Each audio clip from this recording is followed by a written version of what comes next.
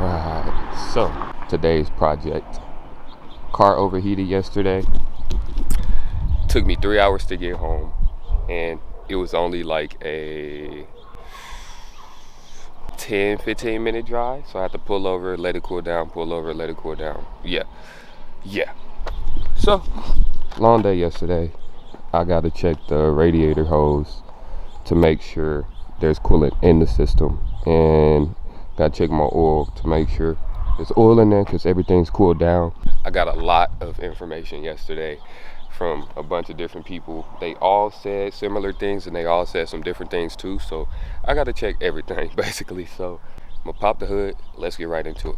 So first thing that I noticed when the car did overheat was down off up in here, it was wet, like in this area all over here.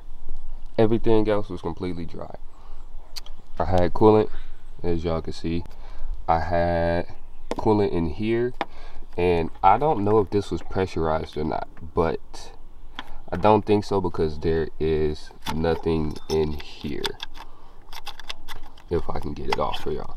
Yeah, there was nothing inside here, so I'm not sure if there was coolant in there. So I'm gonna close that real quick. So these are the things that I thought was the problem. One, water pump. In this car, the water pump is like a spot there and a spot there. It's like two different places. So I was thinking either water pump. My dad was thinking the thermostat got stuck, open or closed. And the only other option was head gasket, no oil, I forgot what else, but yeah, those are like the symptoms I'm diagnosing right now. But they said if the thermostat was malfunctioning when the car was hot, that hose would be cold and that one would be hot, and if that one's cold, that means it's not working properly, I guess.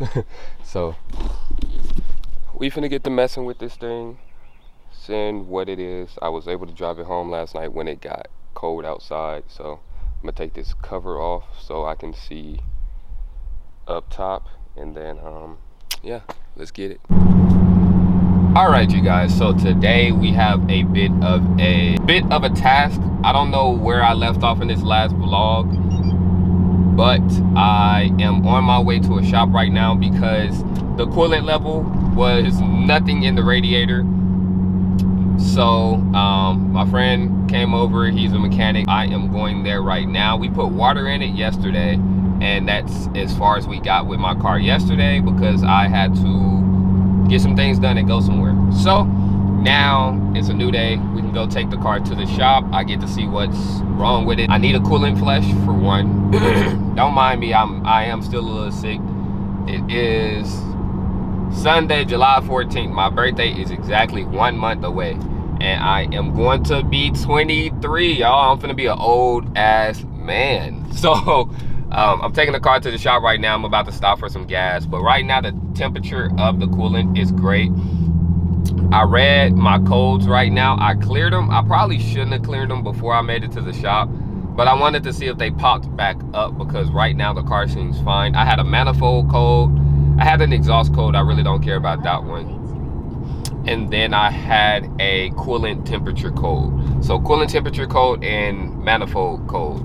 And I cleared both of them, but I took a picture of what they were and what code number they were. So nothing will be confusing. So they'll know what to look for and what to look at. But right now I am on the way to the shop like I just said. And I will catch you guys when I make it to the gas station or the shop. I'll catch y'all when I make it to the shop, so I'll tell y'all what's going on or whatever. So yeah, let's do it. All right, so I decided I'm finna change the coolant myself because I don't want to drive with water in the reservoir.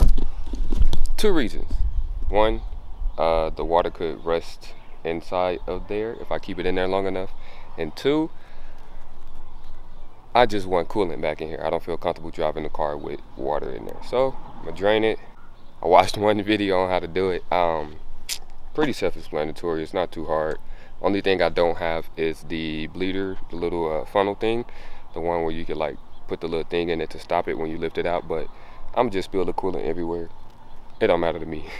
So yeah, let's do it. So step one is done. I have the oil pan down under the car, or yeah, oil pan. And I took the radiator cap off. Do not take this shit off when it is hot. My car wasn't hot enough for it to blow all crazy or whatever, so I took that off, and now it's draining in the bottom. And once that is done, I will close that drain plug back and I will put new fluid in there. So yeah, I don't think my car would take both gallons of coolant, but I'll find out when I get to that step. So I'll catch y'all once I get to that step.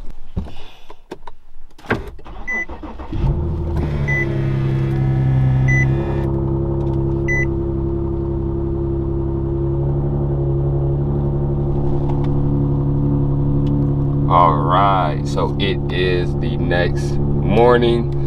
I changed the coolant. I pretty much have everything done. There's no more check engine light. I have 4 codes.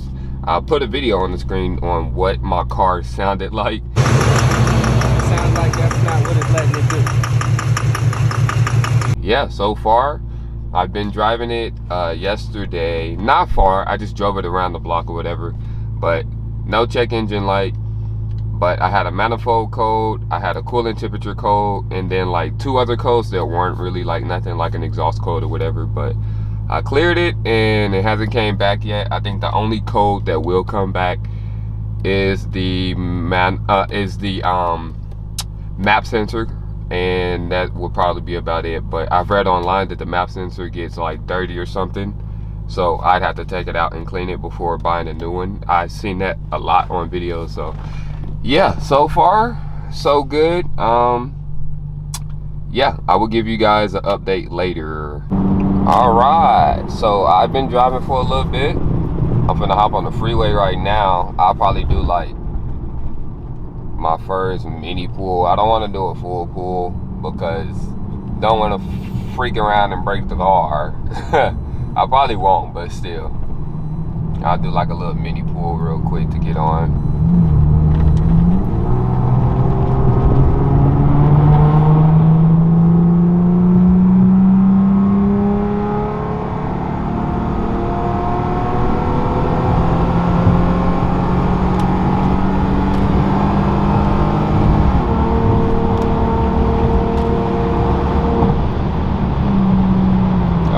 Okay, I wasn't expecting to get up to 120, and I wasn't trying, but yeah, don't speed. I'm going the speed limit, y'all. But yeah, so far so good. Temperature's good. Granted, it is kind of on the colder side outside today, and yeah, she is running great. I'll put a clip on the screen.